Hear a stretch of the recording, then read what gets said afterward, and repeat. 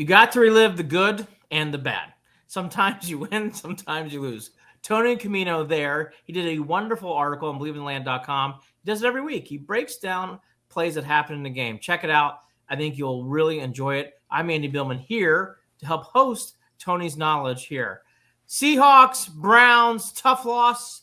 But actually, at the beginning of the year, you lose by 4. You'd be like, happens. It wasn't as heartbreaking to me. It was a frustrating loss, bad loss, but I kind of felt like it kind of broke even after the Colts and 49ers won, in my opinion. Yeah, that's exactly how I felt. It sucks to lose a game you should have won, but we came off of 2 games that we probably should have lost that we won. So it's kind of just the way of football working itself out. You're going to win some you shouldn't, and you're going to lose some you should. Well, let's break down this game, and we'll certainly get to the last play at the end. So everybody wondering, yes, we will be talking about it. But let's get to a player, actually, as I bring this up. Njoku in past years has been ridden hard by fans, in my opinion. He's not getting celebrated enough. He's having a very good season so far. Yeah, he is. And this drive, I know we all want to give flack to Stefanski for, in hindsight, maybe we shouldn't have ran the ball in the last play. But regardless, I don't know many coaches in the Browns' history that would have even had him in the game with this offense. And this drive was a pure example why. 4 plays, 75 yards, touchdown. After the first handoff, it was screenplay to Kareem Hunt, 12 yards. Screenplay to Pierre Strong, 40-plus yards. And then here, the wrinkle to that, wide open touchdown in Njoku. So here, Elijah Moore, who's at the bottom of the screen in the slot, is going to motion across, go behind the quarterback, and call that an orbit motion. And then at the snap, Pierre Strong, I believe that is going to fake, is going to mesh the handoff with PJ and then go to the flat. So they're faking screen to the left. You see the 3 linemen are going to go to the left, and then Njoku and the other 2 linemen are going to go to the right, while the 2 wide receivers just run their men off. So what this does is you got the eyes going both ways. They just got gashed. 2 straight plays on a screenplay. They're looking left, they're looking right. There's one guy in the middle of the field when this goes, and it goes to develop, and you can see it. There, all the eyes are going left. Some guys are upfield. The only thing that has to happen in this play that could go wrong is PJ's got to deliver the football, and kudos to him. He takes a hit, but he puts this right where it has to be, and there's one guy to tackle freak athlete David Njoku in that much space. It's just, that drive was fantastic. Great use of the screen game, which looked amazing. A great wrinkle off of it, and you went 75 yards without having to throw the ball downfield. That's pretty incredible drive and something I was really impressed with. To give Stefanski credit, it's taken him a little bit. He has really opened up my eyes to the talents of Njoku. And I'm hard on Stefanski. Tony's not. I am. I'm very hard on him. I'll be fair. He has really developed Njoku, which I don't know if other coaches have been able to. I think Njoku has steadily gotten better each year with Stefanski, and that's a credit to him.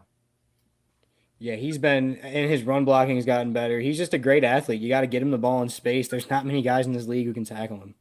Yeah, it's really, really true. Sadly, there was some miscommunication, as a famous Adam Sandler would say. So take us through this year. What happened here, Mr. Camino? Yeah, it can't all be good things in a heartbreaking loss like that. No. And this defense, we've been bad at one thing, really, and that's big plays. When we don't give up big plays, there's no yards to be had. But this can't happen when we have miscommunications. So the receiver at the bottom of the screen, I believe it's Lockett, is guarded by Ward. He's going to be motioned before the snap. And then Bobo, guarded by Greg Newsome at the top of the screen, is going to run across the formation right at the snap to the flat. So when he goes to motion, you see Ward follow him. So right away, when Ward starts to follow him, okay, that shows that it's man coverage. Newsome looks like he's trying to tell him to switch, but at that point it would have been too late to then stop and get back over. And Newsome doesn't get over the top. You see I circled and marked. Newsome's all the way over there. His man Bobo is all the way into the flat. The thing that might make this not so bad is the fact that Taki was also horrendously beat on this play. But with the pressure in Geno's face on the run, that's not an easy throw to make. This one to Bobo is wide open. Newsome's on the other side of the field because he didn't follow his man when they were in man coverage. Ward's still on his man, but we're a man short on the opposite end of the field. Bobo catches it and has an easy 15, 20 yards on first down. And it's stuff like that where most of these miscommunications are coming in zone coverage, but even occasionally like that one, they're happening in man coverage. And it just can't happen because it's going to give them easy plays that this defense can't afford to give up because they're so smothering otherwise. They are starting to give up big plays. I don't know how else to put it. They are. They are really starting to give up some big plays. Tony, I think the tackling has been an issue too. I know you said miscommunication error, which is true. How do you feel about the Browns tackling? I think it's been weaker in the last 3 games, to be honest with you. Not the last Yeah, 3, last 2 games, the Colts and the Seahawks. Sorry. yeah, it's definitely been a little weaker, and really just it seems like it's weaker in the moments we really need it, which Yeah. is unfortunate. But luckily, to what I'll give them the benefit of the doubt, through 7 games, they've shown us a lot more good tackling than bad tackling. So I'm gonna hopefully just attribute that to a couple of emotional games they've had to play. They've been really exhausted. We'll try to chalk it up to that, but it's definitely something to keep an eye on going forward. The good news is there's many more plays in this game, and one of them was the Maurice Hurst acrobatic. I don't know how else to say it. Like dancing panda acrobatic kind of Yeah. here. Take us through it. So this is interesting, and I like this even from a coaching standpoint because this kind of goes off something the Seahawks beat us on earlier. So they're going to show that they're bringing 5 guys, except the 2 in the middle, Taki and Hurst, are actually going to start to blitz and then drop back into a coverage. So you really end up only bringing 5, which is still technically a blitz. What they did earlier in the game was they had Miles drop into back into one of these zones, and the throw came behind him, and it came so fast that there was no realistic shot that he was going to get to it. So they adjusted, they bumped it over, and now they had Hurst and Taki drop. And he goes right over that shallow route of Fant, which is the right throw for Geno against the blitz he thought he was getting. He thought all the linemen were coming, but we drop a couple back, and Hurst was there. He didn't have as much ground to cover like Garrett did. He's there. He does a great job just getting his hands on it. And then somehow, some way, manages to track the ball down and intercept it. And this was a great just interception by Hurst, but more than just that, he was great playing his traditional D tackle role, just living in the backfield and creating havoc up front. Yeah, he's become a very nice player. In fact, they're going to have some decisions to make. I don't know if they have him back next year currently. And the defensive tackles, Tomlinson's there. He's a steady good pro. There's nothing else to say. Jordan Elliott and Hurst, you can discuss to me. I might bring Hurst back over Elliott. Your thoughts? Elliott has actually, in my opinion, had a very, very good year out of nowhere. I think that's a product of a better scheme and playing with more talent around you when you're not looked at as the next best guy next to Myles Garrett.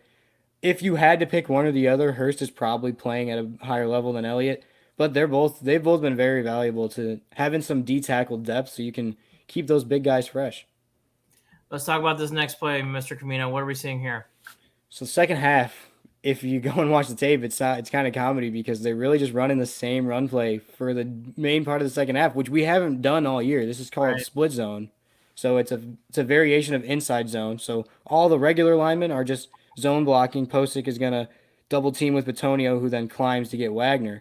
The only difference is the tight end, Njoku, is going to be offset from the formation, so he's not on the line. So on the snap, he goes across the formation and blocks the first man off. He does a great job sealing. Then the 2 center and guard, Batonio Posick, do a great job taking care of this mess right here. Yep. And there's a lane. This ended up not being a massive gain. I think it only went for about 12. Ford does a good job stumbling through here. If he can make Jamal Adams miss, man, that's going to be a really big gain. He stumbles through and gets a big gain. But more importantly, they used split zone to have the most consistent run game they've had all year. I know we didn't see any of those big 60-yard touchdowns, but we were, for the first time all year, getting 4, 5, 9, 12, not -2, 1, 20, 40, 5, -2. We were consistently stacking good runs. And that's a nice thing to see because with the more inside zone variations, if we can continue to mix in the inside zone, the outside zone, variations off of that, and get back to being a successful, consistent run team, that'll go a long way. I'm a big Notre Dame fan, so I grew up in the 80s when Notre Dame was actually one of the elite teams in college football. And something Lou Holtz did that I learned as a fan, he would run the ball to death. And I still believe this in football. If you really get going downhill in football, as we like to call it, you can run the same play over and over again. And it's actually very hard to stop because it becomes mentally and taxing and defeating. And the offensive line really feeds into it. I think it's one of the few things that hasn't changed in football. I remember Notre Dame at one point would just keep running. Pitch play, pitch play, pitch play, pitch play. And it's like, USC's not going to stop it. USC's not going to stop it. And he ended up running like, and by the way, we have seen that as Browns fans against the Falcons last year, where they ran pretty similar variations of the same play. It's still something in football that makes me smile that works. The Niners did these kind of things in the 80s. Certainly the Packers in the 60s with the sweep. You can do this in football still. Proven here. You can run the same play. And you know, if they can't stop it, why go away from it, Tony? That's what I say. Keep Yeah, going. and they really did. And I mean, Yeah. except for maybe on that 3rd and 3, which Oh no. the thing there is split zone is a very new integration in the offense. In a big play like this, you want to run a day one install type of play, Yeah. and that's what this is.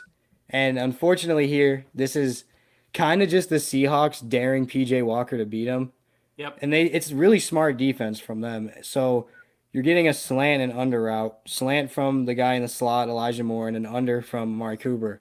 What they're doing is they're blitzing Jamal Adams. So all game, PJ struggled against the blitz. When you're from a young age, quarterbacks are taught when you see a blitz, you throw the direction of the blitz because there should be a vacated area there. What the Seahawks do here is they ensure to bracket that side of the field because not only did they know PJ was going to look to throw into the blitz, he was locking on Amari Cooper many times during this game. He missed a touchdown earlier just locking on to Cooper.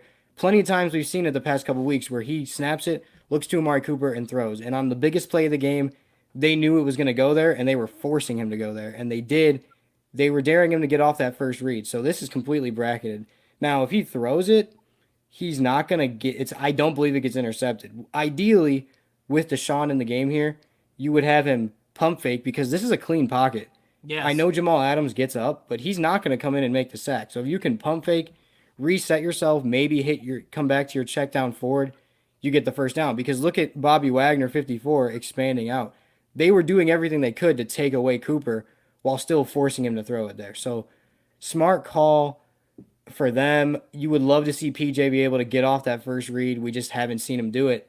And in terms of the play call itself, I don't hate the decision to throw only because I think Stefanski viewed it as one play to get 3 yards. I don't think he was going for it in any fourth down. I think the previous Stefanskis would have, but without Watson, without Chubb, I don't see it.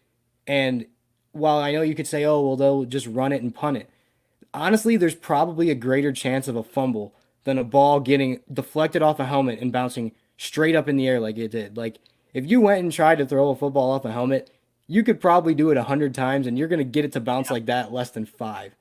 Like, I understand putting the ball in your practice squad quarterback's hands, but you can't play scared. I don't love it. I would have ran it twice to get the first down, but don't hate the play call. Good job by the Seahawks. You wish your quarterback can get off that first read. Yeah, no, it was the wrong call. They should have handed off here. One other thing I want to go back to this slide for, to Tony's point, this is how confident the Seahawks were, throwing to Amari.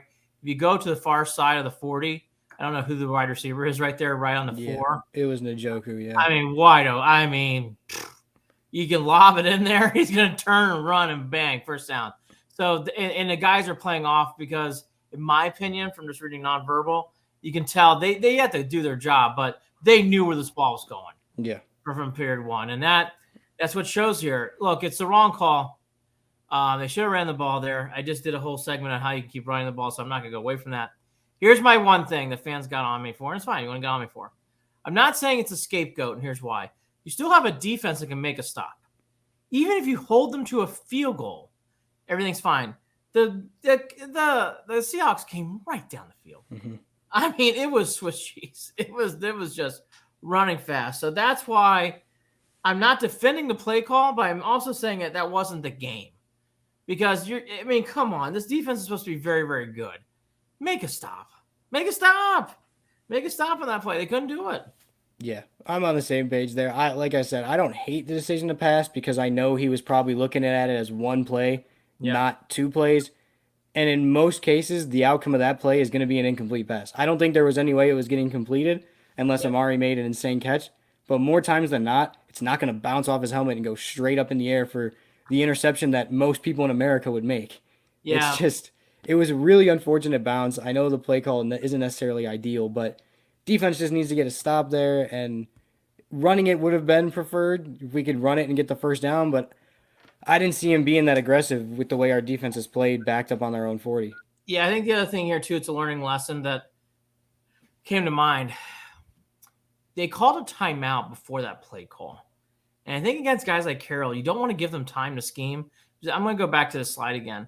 It shows they kind of figured the ball's going to Amari. Yeah, they definitely did. And they probably talked about it during a timeout, like, hey, look for it. So to Tony's point, Adams jumps up because he's thinking the same thing. So it all kind of plays in there, and that's to the credit of Carroll. He's a very good coach. I think he gets way too much flack. I think he's actually undervalued. I think he's a very good coach. And that play, they just had him ready. So for next time for coach, I'd advise him on a big play like that against let's just call it a souped up coach. And Carroll's one of those guys who won a Super Bowl. I don't know if I'd call timeout. Just do the next play. Don't allow the defense to get set. Because the defense there definitely they looked like they took a breath, and they did. They had a timeout. That's your game. Yeah. It was, like I said earlier, the fact that they made Amari was already, so he was the hot read for PJ because he saw the blitz. They already knew he wanted to go to Amari anyway because he's been doing it all game. So they forced him to throw it there, and they dared him to just get off of that read. And he didn't do it, and that's the life you live with a quarterback. And it is the quarterback of the caliber of PJ Walker. So hopefully Deshaun can get us to a higher level of play. Oh, by the way, all true, and I'll give you one more. You can easily say at the same time, Browns don't get the first down, they punt, and the Seahawks go right down the field. And I'm going to bring that up. The defense did not stop the Seahawks. Right. So it's not even, we're going to stop. They'll stop them. No, they won't. Oh, no. This defense really, really gave in on that play. Check out Tony Camino's article on BelieveInTheLand.com.